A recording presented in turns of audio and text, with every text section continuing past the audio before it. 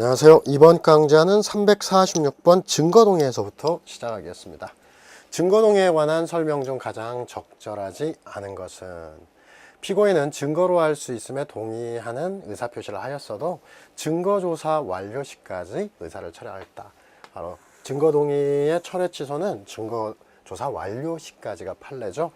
2번 긴급체포를 할 당시 물건을 압수했는데 그 압수영장을 발부하지 않았음에도 즉시 반환하지 않은 경우 위수중이고, 우리가 앞에서 정리 한번 했죠.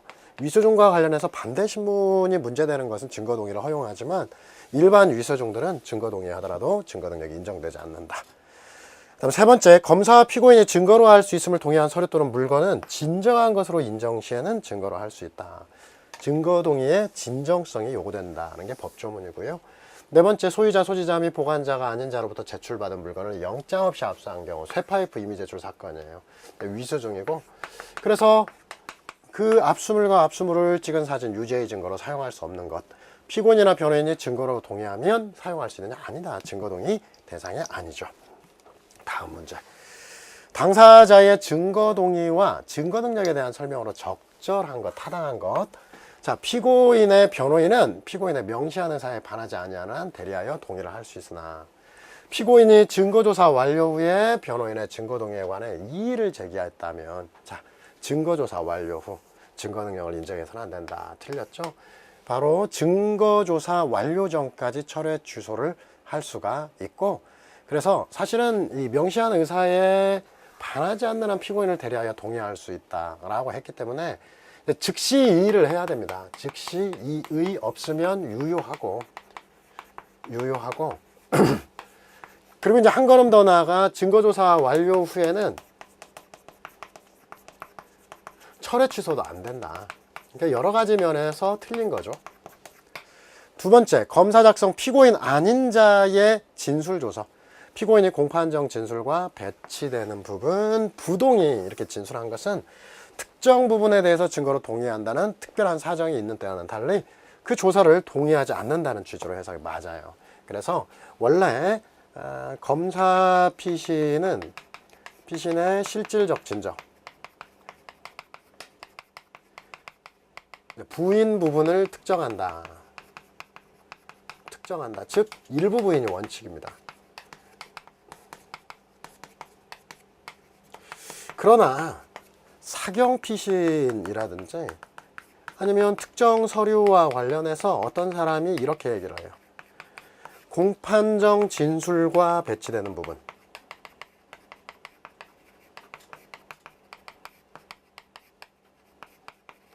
부분을 부인한다 혹은 부동의한다 이렇게 얘기를 했을 때 이것은 전부 부인하는 거고 전부 부동의하는 거예요. 그래서 양자의 차이가 있다라는 점을 기억을 해 주시기 바랍니다.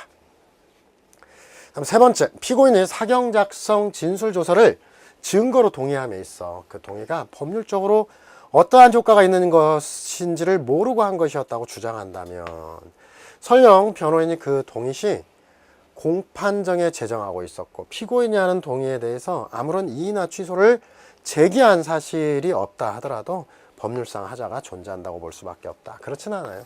어떤 의미인지를 알고 해야만 유효한 게 아니다 라고 하는 거고, 이런 정도는 이제 착오로 보기가 어려워요. 착오는 아주 중대한 착오여야 되는데 그런 착오로 보기 어렵다. 네 번째, 긴급체포를 하면서 압수한 물건에 관해서 형사소송법 217조 2항 3항에 위반하여 영장을 청구 발부받지 않고도 즉시 반환하지 않은 압수물 유죄의 증거로 할 수 없고 증거동의 대상도 아닙니다. 그래서 틀렸습니다. 다음 문제 가겠습니다. 옳지 않은 것 1번, 피고인에 대한 당해 사건이 아닌 다른 사건의 공판조서는 315조 3호, 311조는 아니고. 자, 두 번째, 수사기관의 참고인을 조사하는 과정에서 동의를 받아 영상 녹화, 언제든지 공소사실을 직접 사용할 수 있는, 증명할 수 있는 독립된 증거, 영상 녹화물은 본증으로 쓸 수 없죠. 세 번째, 진술의 임의성에 다툼이 있을 때 임의성을 의심할 만한 합리적이고 구체적인 사실을 피고인이 아니라 검사가 그 임의성의 의문점을 없애는 증명을 해야 된다. 검사가 거증 책임을 지고요. 그 다음에 증거동의 의사표시는 증거조사 완료 후 철회 취소할 수 없다. 맞는 지문이 되겠습니다. 자, 다음 문제 가겠습니다. 증거동의에 대해서 적절하지 않은 것은 약식명령에 불복하여 정식재판을 청구한 피고인이 정식재판 절차에서 1심 2회 불충정하여 318조 2항에 따른 증거동의가 간주됐다. 1심에서 증거동의가 간주됐다. 또 증거조사가 완료됐다. 피고인이 항소심에 출석하여 간주된 증거동의를 항소심에서 철회 취소. 자, 1심 증거조사가 완료했기 때문에 증거능력이 상실되는 게 아니고 유지된다. 이건 무엇과 똑같아요? 그러니까 1심에서 어떤 불출석 특례로 동의가 간주된다. 아니면 간이공판이 개시됐다. 이런 경우 똑같은 거예요. 동의가 의제가 됐든 어쩌든. 그래서 2심에서 부인하고 다투어도 이렇게 동의가 의제된 것은 당연히 1심 증거조사가 완료됐기 때문에 철회 취소가 안 되는 거죠. 그런 부분을 설명하는 판례라고 할 것입니다. 2번, 유죄의 증거에 대해서 피고인 측이 반대 증거로 제출한 서류 성립의 진정이 증명되거나 상대방의 동의가 있어야만 증거로 삼을 수 있다. 틀린 지문인데 이 문제가 나오면 차근차근 해야 돼요. 유죄 증거에 대해서 피고인 측이 반대 증거로 제출했다. 이것은 무죄 취지로 낸 거고, 이 얘기는 탄핵 증거로서의 속성을 가지고 있는 거예요. 그러면 탄핵 증거로서의 속성을 가지고 있기 때문에 이건 자유로운 증명의 대상이거든요. 이 자유로운 증명이기 때문에 증거 능력이 필요 없고, 여기 필요가 없고, 이렇게 증거 능력이 필요가 없는 것에 대해서는 동의 대상도 아니다. 차근차근 끌어가서 이해를 해야 됩니다. 자, 3번 보겠습니다. 긴급체포 시 압수한 물건에 관해서 압수수색영장을 발부하지 않고 즉시 반환하지 않은 경우 이를 유죄 증거로 사용할 수 없고 증거로 동의했어도 달래볼 것은 아니죠. 네 번째, 피고인의 출정 없이 증거조사를 할 수 있는 경우 출정하지 아니할 때는 피고인의 대리인 또는 변호인이 출정한 경우를 제외하고, 이걸 제외하고 증거로 함에 동의한 것으로 간주한다.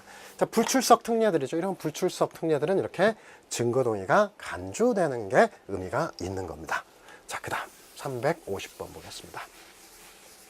증거 동의에 대한 설명으로 옳지 않은 거. 자, 증거 동의 의사표시는 증거조사 완료 전까지 철회 취소할 수 있다. 그러나 완료된 뒤에는 철회 취소가 안 되고요. 두 번째, 증거 동의는 명시적으로 해야 된다.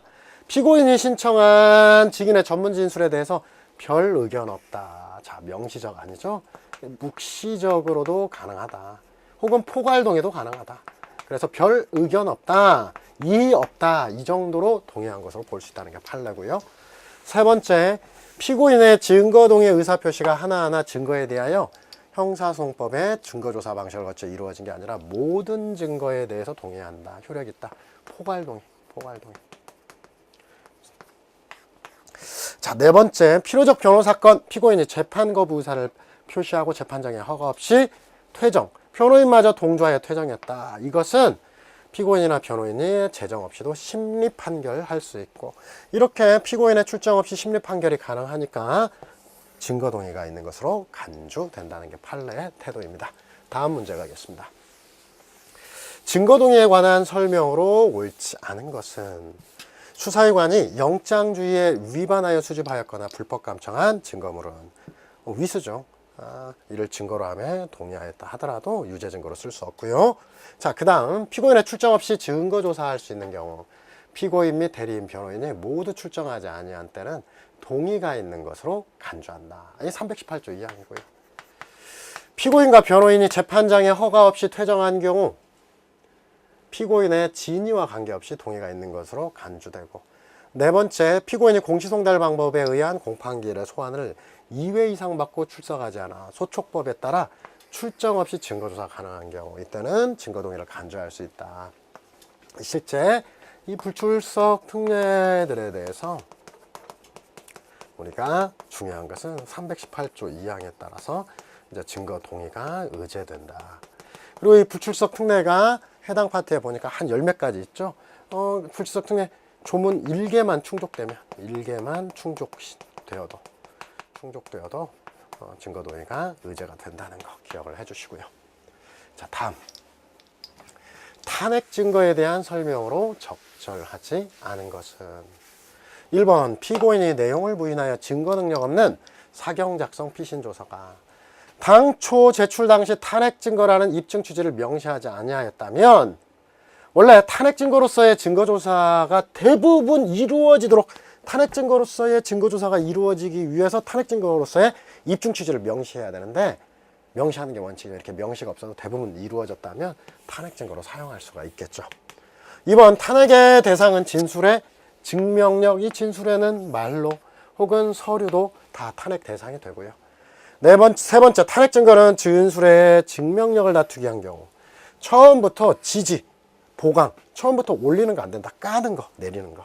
네 번째 탄핵 증거의 제출에 있어서는 상대방에게 공격 방어의 수단을 강구할 기회를 사전에 부여하기 위해서 판례 보면 어느 부분을 가지고 어느 부분을 다투는지 상대방에게 알려야 된다. 이게 입증 취지를 명시한다는 겁니다. 다음 문제. 옳지 않은 것. 임의동행의 적법성은 오로지 피의자의 자발적인 의사에 의해 수사관사의 동행이 이루어졌음이 객관적 사정에 명백히 입증된 경우에 한한다. 맞고요. 2번 경찰이 피의자의 집에서 20m 떨어진 곳에 피고인을 체포 수갑을 채운 후 피고인의 집으로 가서 집안을 수색했다. 이거 체포 현장이 아니어서 칼과 합의서는 위수정이고 적법한 시간 내에 압수영장을 청구하여 발받지도 않았다면 사후에 이미 제출 동의서를 받았어도 증거로 못 쓰고 이미 제출 동의서는 이 독수 과실로서 역시 증거 능력이 없다. 세 번째, 검사 작성 피신조서에 작성자인 검사의 서명 날인이 되어 있지 않다. 피의자의 진술자인 피고인의 서명 날인이 있거나 법정에서 성립의 진정을 인정했다 해도 법 57조 1항 공무원의 서류에는 기명 날인 또는 서명이 되어 있고 그래서 기명 날인 또는 서명이 없으면 이게 위반이고 무효이고 설령 진정 성립을 인정해도 증거를 쓸 수 없다는 게 우리 판례의 태도입니다.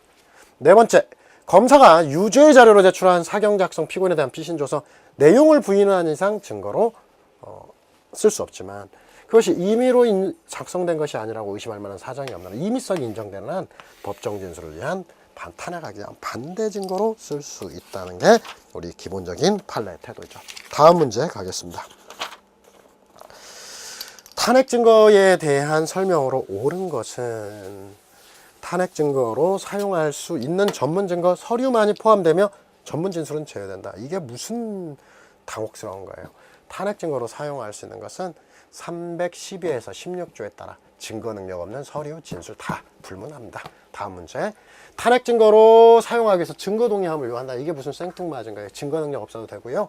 세 번째, 탄핵 증거는 진술의 증명력을 감시하기 위해서뿐 아니라 범죄 사실이나 간접 사실을 인정하는 걸로 사용될 수가 없고요. 네 번째, 탄핵 증거를 제출함에 있어 증명력을 다투고자 하는 증거의 어느 부분에 의하여 진술의 어느 부분을 다투려고 한다는 것을 알려야 된다. 이게 입증 취지를 명시하자는 겁니다. 다음 문제. 탄핵 증거에 대한 다음에 설명 중 적절하지 않은 것은 1번 검사가 유죄의 자료로 제출한 사격리 작성의 피고인에 대한 피신조서는 피고인이 내용을 부인하는 이상 증거 능력이 없으나 그것이 임의로 작성된 것이 아니라고 의심할 만한 사정이 없다면 피고인의 법정 진술을 탄핵하기 위한 반대 증거로 사용할 수 있다. 잘 나오는 지문이네요. 2번 탄핵 증거는 범죄 사실을 인정하는 증거가 아니므로 엄격한 증거조사를 거칠 필요가 없다. 이건 명백하지만 그러나 탄핵 증거로서의 증거조사는 필요하다라고 하죠. 사실 엄격한 증명은 증거 능력도 있고 동시에 적법한 증거조사를 거쳐야 된다. 이 적법한 증거조사는 공격방어를 의미하거든요. 그런데 이게 이제 엄격한 증거조사예요. 그런데 탄핵 증거로서의 증거조사는 증거 능력은 심사를 안 해요. 능력은 심사를 하지 않지만 그러나 공격방어라고 하는 것은 필요하다. 이게 탄핵 증거로서의 증거조사입니다.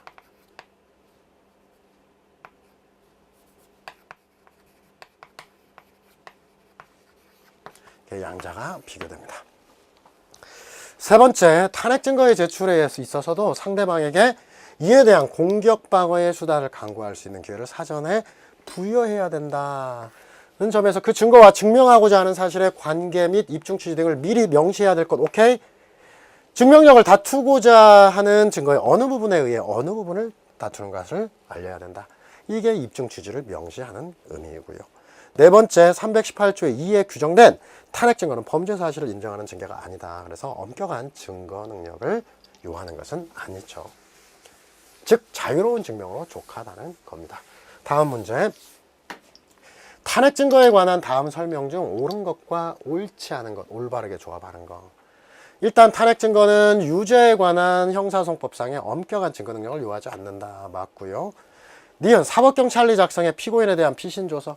피고인 작성한 자술서들은 모두 유죄의 증거로 제출한, 검사가 유죄의 증거로 제출한 증거들로서 피고인이 각 내용을 부인하는 이상 증거 능력이 없으나 피고인의 자필 진술도 마찬가지고, 그러한 증거라도 임의로 작성된 것이 아니라 의심할 만한 사정이 없는 한 법정 진술을 탄핵하기 위한 반대 증거로 쓸 수 있고, 지금 검사가 피고인의 부인 진술을 탄핵하기 위해 신청한 체포구속인 접견부 사원 탄핵 증거로 될 수가 있다. 없다예요. 사실 이 체포구속인 접견부 이렇게 법원직이나 검찰직에서 함부로 내는데, 일단 우리가 객관식 보니까 체포구속인 접견부는 탄핵 증거가 아니다. 두 가지로 해보겠습니다. 315조 2호나 3호의 서류가 아니고 탄핵 증거로 못 쓴다. 이렇게 이제 증거하는데, 사실은 이것은 좀 특수한 상황 때문에 그런 거예요. 이 갑이 서산인가 어딘가에서 인터넷 채팅을 통해 가지고 A, B, A를 만나 가지고 원래 돈 주고 성관계 한다고 했는데 돈 안 주고 좀 강압적인 성관계를 가졌고,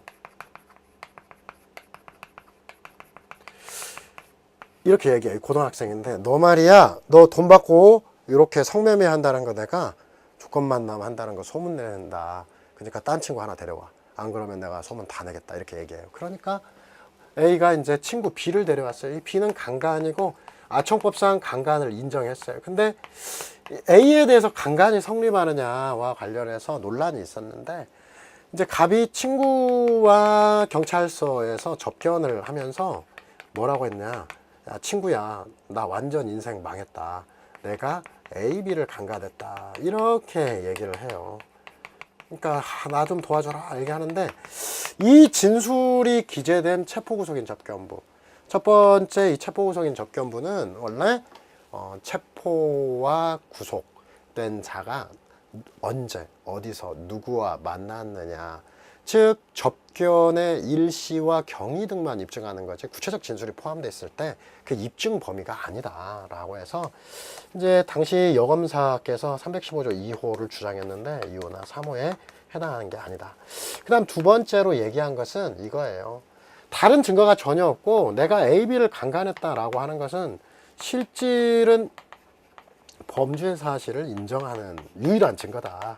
인정 증거에 해당해서 탄핵 증거라는 명목으로 말이 탄핵 증거지 실제는 범죄 사실을 인정하는 증거에 해당해서 탄핵 증거라는 명목으로 제출할 수 없다. 이런 의미로서 얘기가 된 겁니다. 그래서 두 가지 결론은 구체적 사실을 바탕으로 해야 되는데, 어디 객관식 시험이 그렇습니까? 내는 사람이 정신없이 와서 판례 보고 요지 그냥 탁 내니까 기억을 해주시기 바랍니다. 다음 문제. 자백의 보강 증거에 대한 설명 중 가장 적절하지 않은 거. 이 자백의 보강 법칙은 조금만 정리해야 하면 다 맞을 수가 있어요. 한번 서브 자료로 들어가서 가볍게 정리를 먼저 한번 해보겠습니다. 자, 이 부분 여러분 스스로 보시고, 자백의 보강 법칙. 자백의 보강 법칙과 관련해서는 일단 헌법 12조 7항에서 정식 절차에만 적용된다는데, 자, 외워요. 즉소는 적용 안 된다. 자백하면 즉소. 자, 그 다음에 헌법상 기본권으로 나왔기 때문에 공판정 자백에도 보강 증거가 필요하고, 그 다음 공범인 공동피고인의 진술은 310조에 그 피고인의 진술에 포함되지 않으므로 독립된 증거 능력이 있다. 이 표현은 공범 자백만으로 다른 피고인에게 유죄 판결할 수 있다는 취지예요. 자, 그 다음 넘어가서, 네, 보강 증거도 증거 능력이 있어야 되고 자백과 독립성이 있어야 된다. 뭐 직접 증거, 간접 증거, 정황 증거도 다 될 수 있고, 진실성을 담보할 정도면 중요 부분이 아니어도 된다.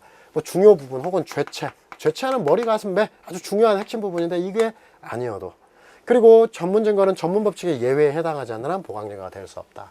이것은 말장난이죠. 전문 법칙은 증거로 못 쓴다는 거. 전문 법칙의 예외는 예외적으로 증거가 쓴다는 거. 증거 능력이 있다는 거. 즉 보강 증거도 증거 능력이 있어야만 된다는 얘기가 다름 아니고요. 그 다음에 이제 협의의 객관적 구성 요건 요소에만 보강 증거가 있으면 되고, 하나의 범죄에서 정과, 확정 판결의 존재, 고의, 과실, 피고인과 범인의 동일성 전부 다 자백만으로 인정할 수 있고요. 경합범은 개별 행위별로, 상습법인 상습마약 투약죄, 또 상습범과 관련해서 고추를 절도하야 뭐 이런 판례도 있어요. 상습절도, 이런 것은 개별 행위별로 보강 증거가 필요하고요. 7번 그때그때 기계적 계속적으로 작성한 수첩이나 상업장부는 자백과 독립성이 있어 보강 증거가 된다. 자, 그리고 피고인 아닌 자가 피고인의 진술을 전문한 거 316조 1항인데 피고인의 자백에 대한 보강 증거가 될 수 없다 하는데, 사실 이게 판례 원문으로 나오면 상당히 까다롭게 나와요. 어떻게 나오냐면 피고인 아닌 자가 피고인의 진술을 전문한 경우는 310조의 피고인의 자백에 해당하나, 이렇게 되어 있어요. 자백에 해당하나, 그 다음에 해당하지 않으나.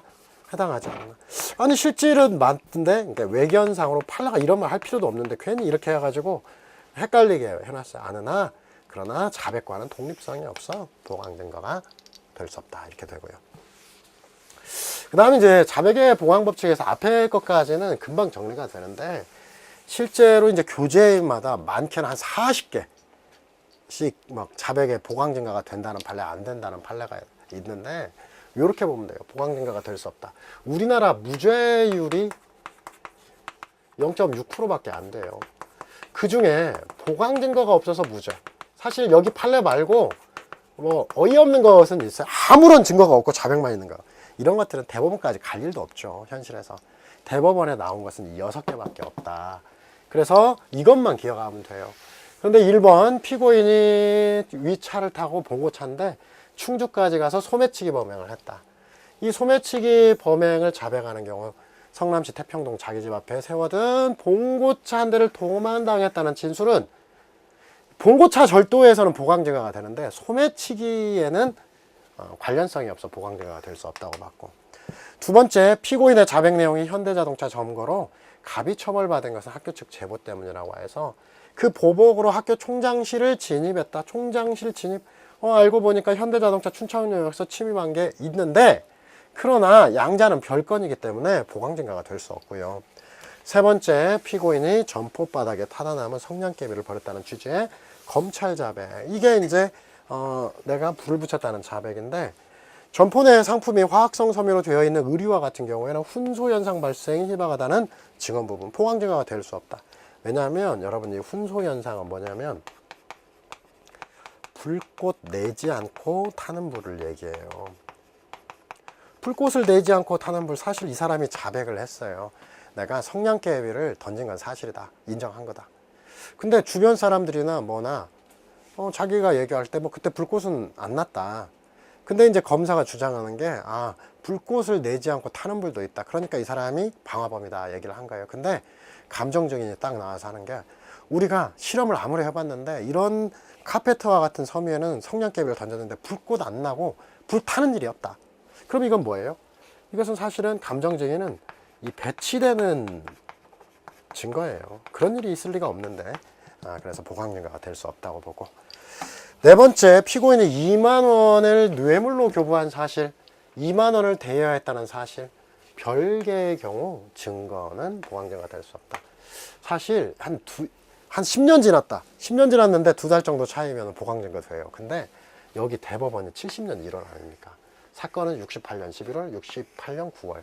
2달 차인데 이런 경우는 11월에 바로 걸렸다는 거예요. 그래서 가니까 1년 넘으니까 대법원 간 거 아니에요. 이렇게 바로 직후에 일어난 사건은 2달은 어마어마하게 큰 거다. 그래서 보강제가 될 수 없다고 보고요. 5번, 6번이 훨씬 더 중요합니다. 중요 포인트는 5번, 6번이에요. 피고인이 습벽에 기해서 상습적으로 필로폰을 투약했다고 자백하였다가 하더라도 소변검사가 95년 11월 7일 투약 행위로 인한 것만 증명. 이 소변검사 결과 압수된 약물은 피고인이 자백하고 있던 그 이전에 걸친 사회의 투약인 94년 6월 7월, 10월, 11월, 20일 보강 증거가 될 수 없다. 왜냐하면 이 소변은 보통은 어떻게 10일 이내만 원래 인정한다 그랬잖아요. 시기도 넘었고, 그 다음에 나아가 이렇게 포괄일조인 상습범 개별 행위별로 보강 증거를 요한다는 판시로 사용하고 있고요. 그 다음 가장 시험 나오면 틀리는 게 높아요. 여러분들이 꼭 체크를 해놔요. 피고인이 필로폰 매수, 필로폰 투약 사실을 자백하는 경우 두 개를 자백했어요. 필로폰을 매수하면서 그 대금을 은행 계좌로 송금한 사실을 증명하는 압수수색 집행보고는 어디로 얘기해요? 대금 매수로만 가고 투약에는 보강 증거가 될 수 없다. 이와 유사한 게 있다 이거예요. 히로뽕 주사하기 딱 줄치고 자기 압수표에 대한 압수조서는 자백한 히로뽕의 소지 및 매매 사실. 자, 히로뽕 소지, 히로뽕 매매 따로따로 움직이니까 보강 증거가 될 수 있다까지 봤고요. 문제 한번 풀어보도록 하겠습니다. 357번 자백의 보강 증거에 관한 설명 중에 가장 적절하지 않은 것. 보강 증거는 직접 증거가 아닌 간접 증거, 정황 증거도 될 수 있고, 피고인이 업무 추진 과정에서 지출한 자금 내역을 기입한 수첩의 내용, 보강 증거가 될 수가 있죠. 그때그때 기계적으로 계속적으로 작성한 수첩. 세 번째, 공범인 공동 피고인들의 각 진술은 그것만으로 유죄 판결이 가능하고 나아가 보강 증거는 되는 거 당연하고, 실체적 경합범, 실질적으로 수재, 각 범죄 사실별로 보강 증거가 있어야 합니다. 그 다음 문제. 자백의 보강 증거에 관한 설명으로 적절하지 않은 것은 1번 이런 것들이에요. 안 본 것은 다 보강 증거 된다고 보시면 돼요.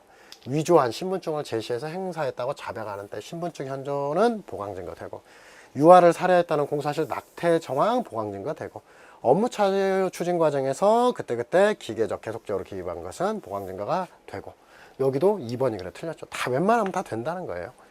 네 번째, 공범인 공동피고인의 자백 별도 보강 증거가 없어도 유죄 판결이 가능하고요. 다음 문제.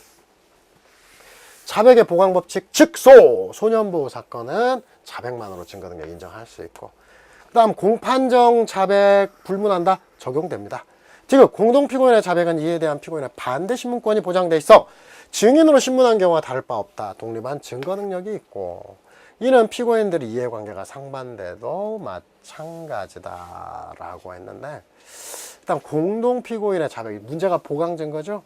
이 공동피고인, 공범인 공동피고인으로 해야 사실은 정확한데, 이해관계가 상반된다라고 하면은 이게 뭡니까? 이건 공범 아닌 공동피고인이에요. 사실은 이 문제가 이런 식으로 해서 개수형으로 나오면은 상당히 그 복잡한 문제이고 사실은 오류 가능성이 약간 있어요. 근데 일단은 기본적으로 뭐 형사사건에서 뭐 이해가 상반된다 이런 것들은 좀 무시하고, 공범인 공동피고인의 자백만으로, 공범의 자백만으로 유죄 판결을 할 수 있다. 사실 이 가운데는 옛날식 판례예요. 그래서 이걸 빼놔야 돼요. 그래서 공동피고인의 자백이 있어도 유죄 판결할 수 있다.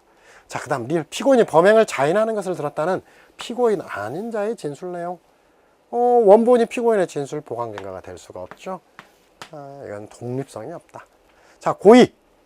협의의 객관적 구성 요건 요소 이외에는 전부 다 자백만으로 인정할 수가 있겠습니다. 자, 다음 문제.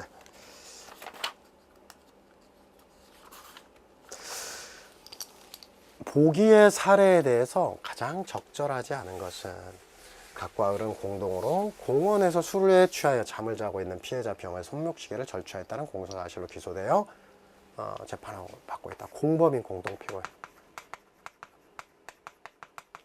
자, 근데 갑은 자백, 을은 부인. 자, 310조 피고인의 자백에는 공범인 공동피고인은 포함되지 않는다. 오케이. 을의 진술은 갑의 범죄 사실을 인정하는데 증거로 쓸 수 있다. 공범인 공동피고인의 법정 진술은 증거 능력이 있지요. 자, 그 다음에 3. 이 2항에서 그에 대한 보강 증거 여부는 자유심증에 맡긴다? 아니죠.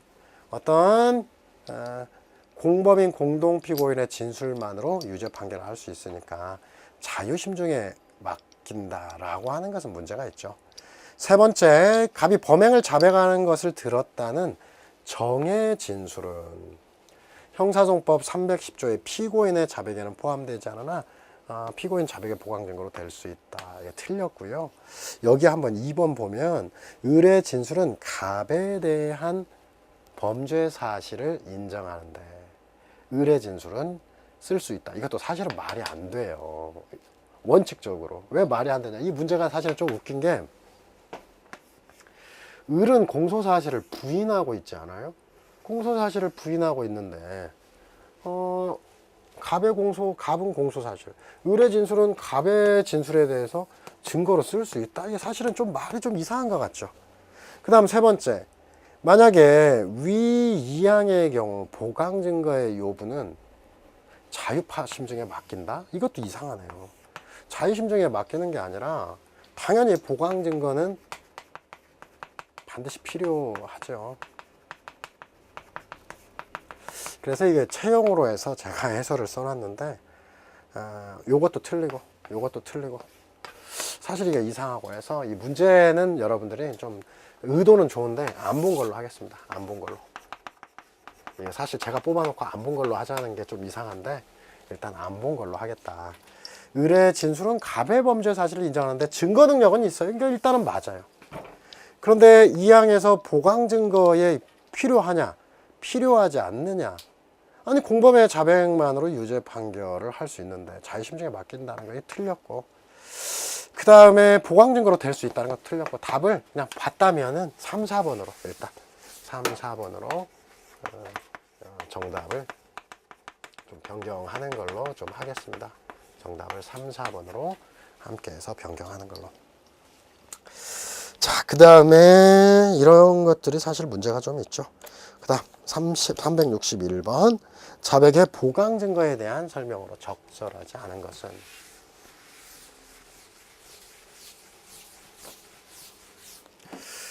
1번 자백에 대한 보강 증거는 피고인의 임의적인 자백 사실이 자공적인 것이 아니고 진실하다고 인정될 정도의 증거면 진실성을 담보하면 직접 증거이거나 간접 증거나 보강 증거 능력이 있다고 할 것, 그것만으로 객관적 구성 요건, 그 증거만으로 해당하는 사실을 인정할 수 있을 정도 아니죠. 진실성을 담보할 정도, 이것 자체만으로 인정할 수 있을 정도를 요하는 건 없어요.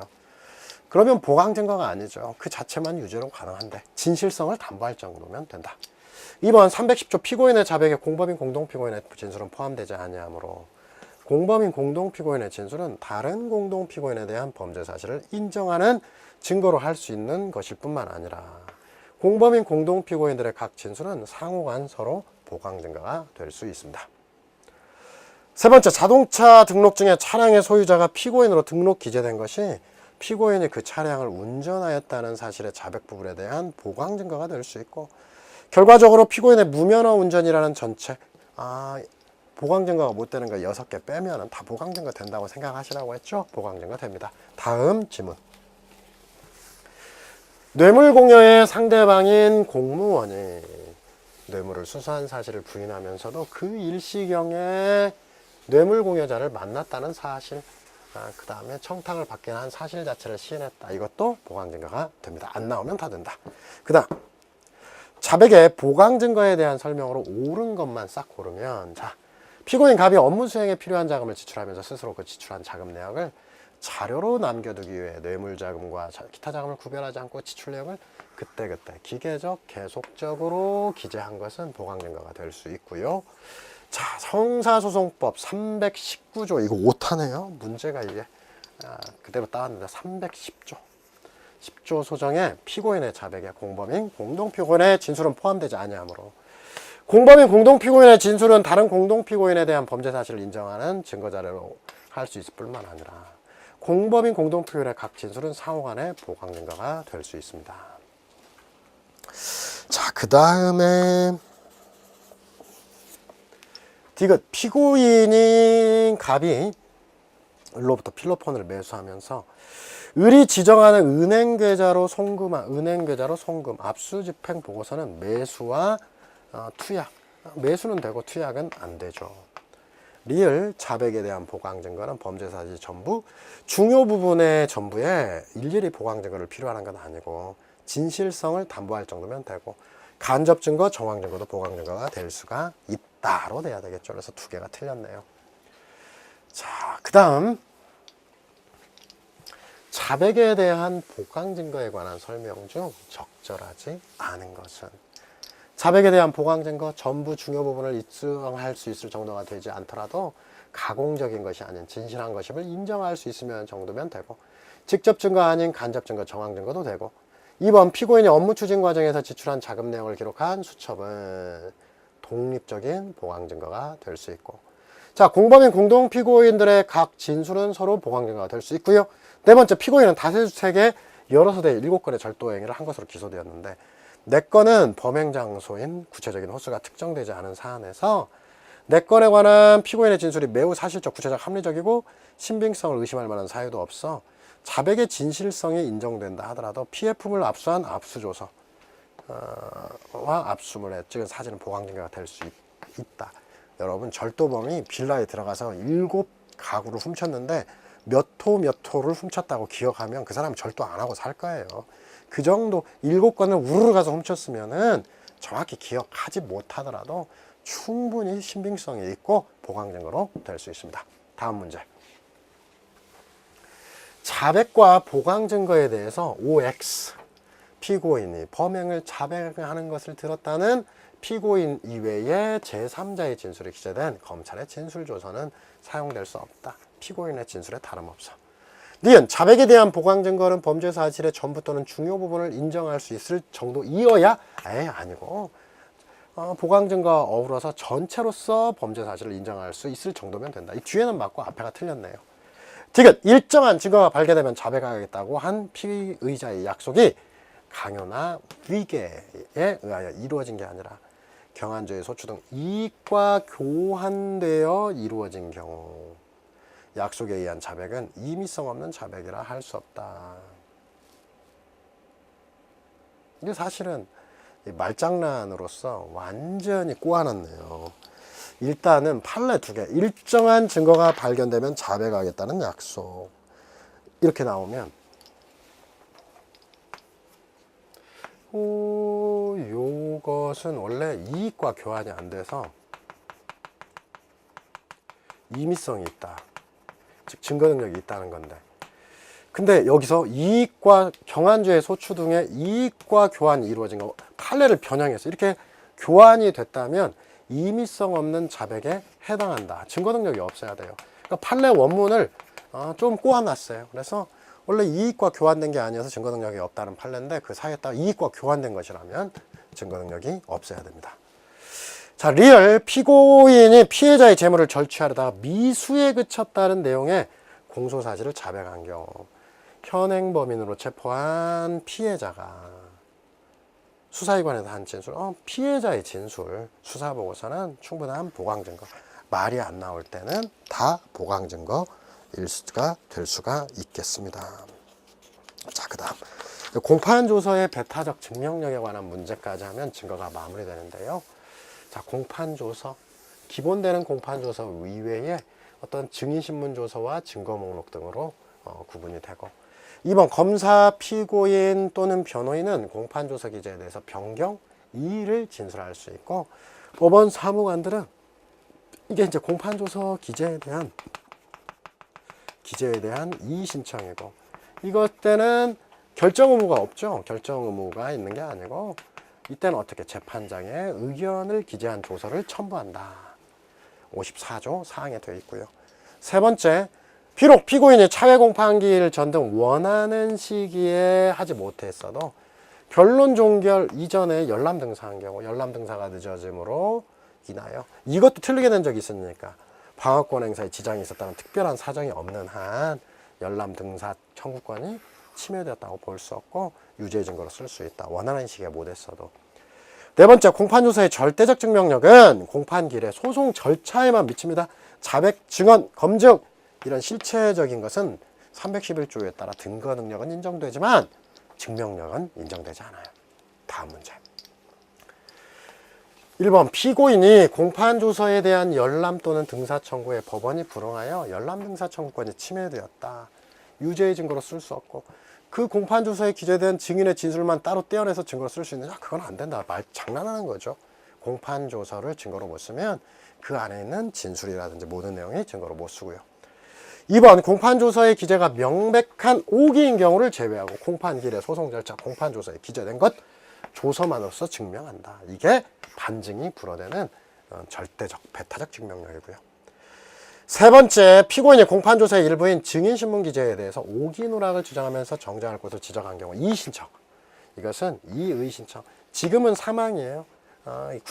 이게 옛날 판례는 2008년 이전엔 판례를 따왔기 때문에 이항이 원문으로 시험 문제 나왔지만 조문은 사망이고 그 취지를 기재하는 이외에 의견을 기재한 조서를 첨부한다. 그렇죠?